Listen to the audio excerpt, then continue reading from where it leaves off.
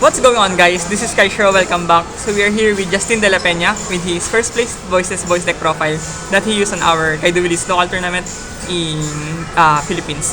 So he used Voiceless voice post QCTV or quarter century at Trinity the Box. So without further ado, let's start. Okay. So first off, our best starter, no? This is pretty standard for every voiceless. You don't run below 3. So next, 3 diviner. This is the backup plan if you don't have low, and it's pretty effective at doing so. So yeah. Okay.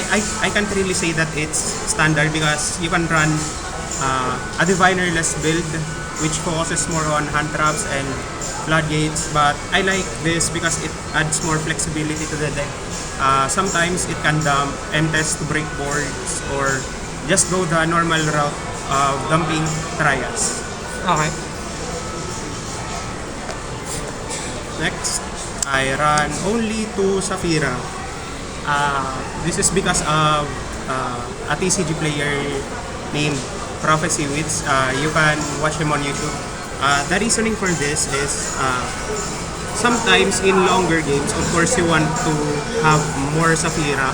But if you think about it, in longer games, you already have all your ritual spell and your ritual monsters on hand, and you only ever recycle them with the old man. And sometimes the other reason why I only run 2 is because she's a level 6, and if I have 2 of them on my hand, I can't even use Saphira as a 1-card material for my rituals. Okay. So that's the reasoning for this. That makes sense. Next, Old Man. I can say he's the second best card for this format because he can access Sauravis, his dragon form.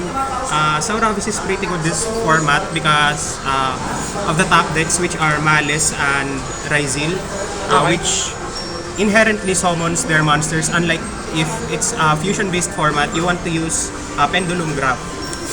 So next, Trias for our diviner plays. You already know what it does. And next, 3 Ash.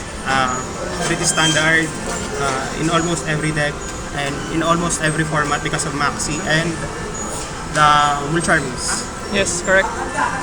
Next, I only run 1 Nib because the other Nib is in the side deck, spoiler alert, but I only run 1 Nib because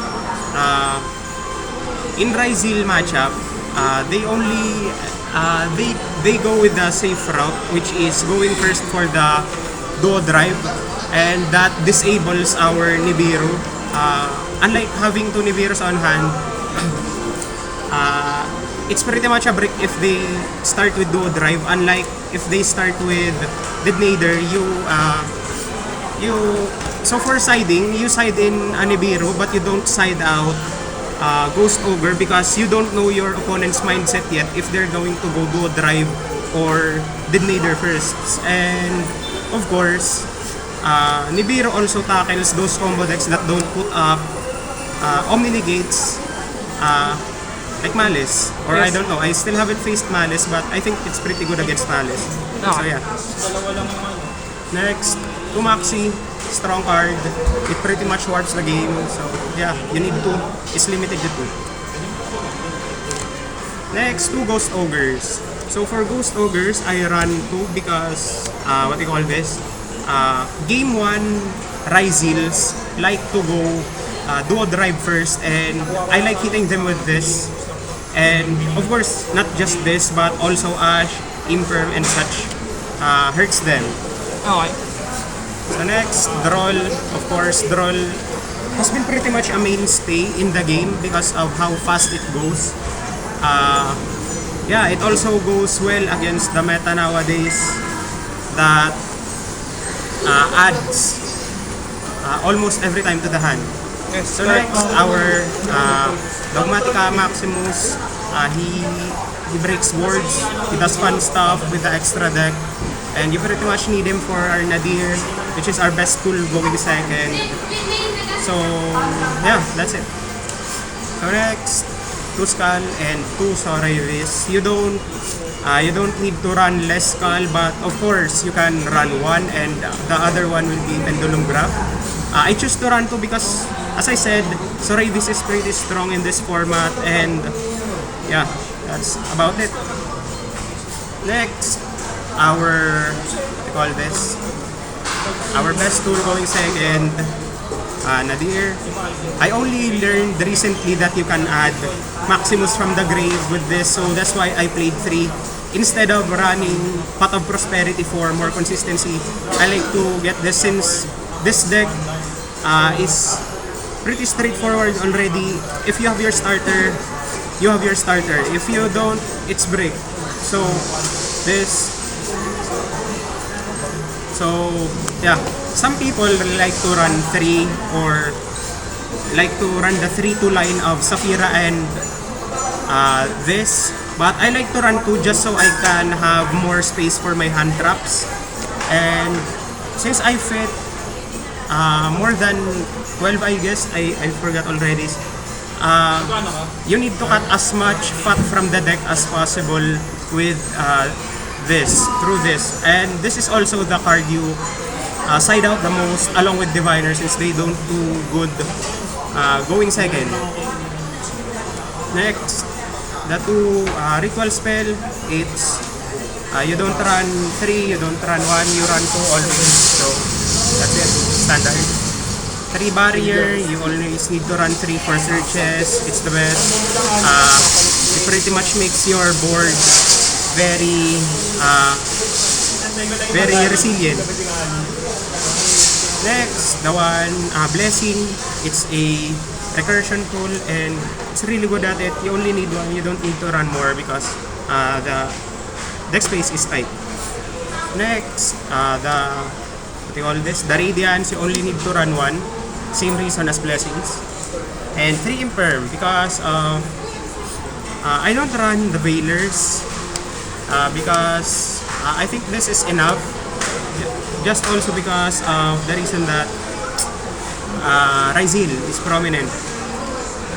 And as we all know, popping back row is Rizil's best weapon. So we always need to use this against Dreadnought. Okay. So next, for our extra deck, we have 1 iPhone. It's generic big boy removal. So next, for our links, we have 2 Dynamondo.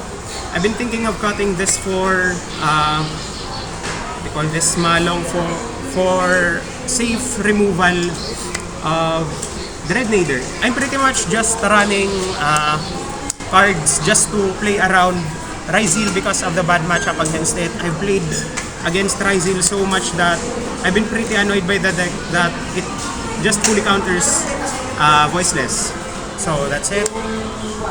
Next, SP. You already know what SP does. You always need to have her in generic side deck. I mean extra decks.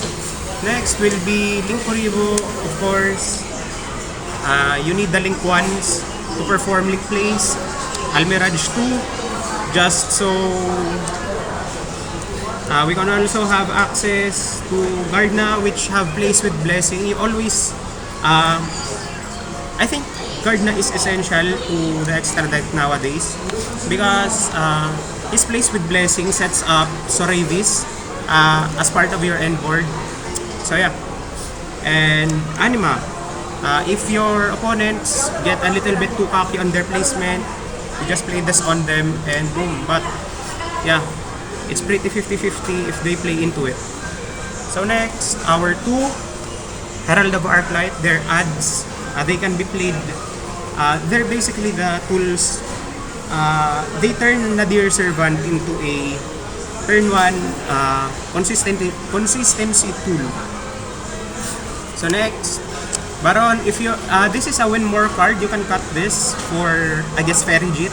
But this is a win more card since our Diviner allows us to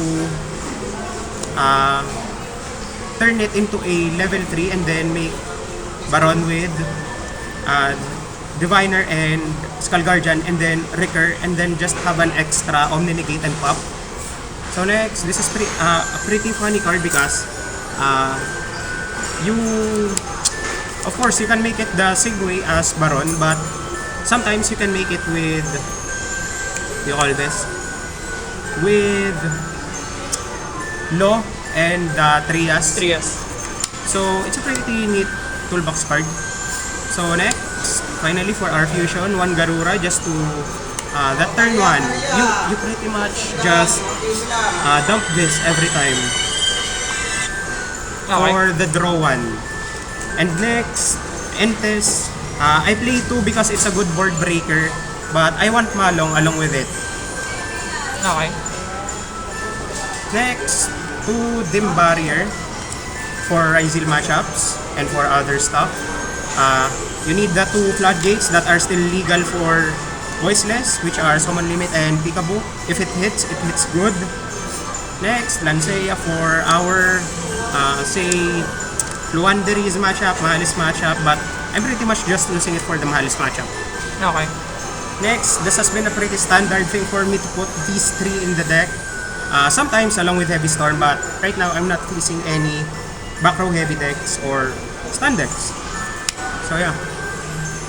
Next, you want to run 2 dark rulers now. You don't use droplet because of the reason that your hand is pretty, what do you call this, precious. Your resources are precious, and I believe Voiceless Voice can just prolong a game with this. You don't need to, what do you mean, to beat your opponents instantly. So yeah, this is pretty good.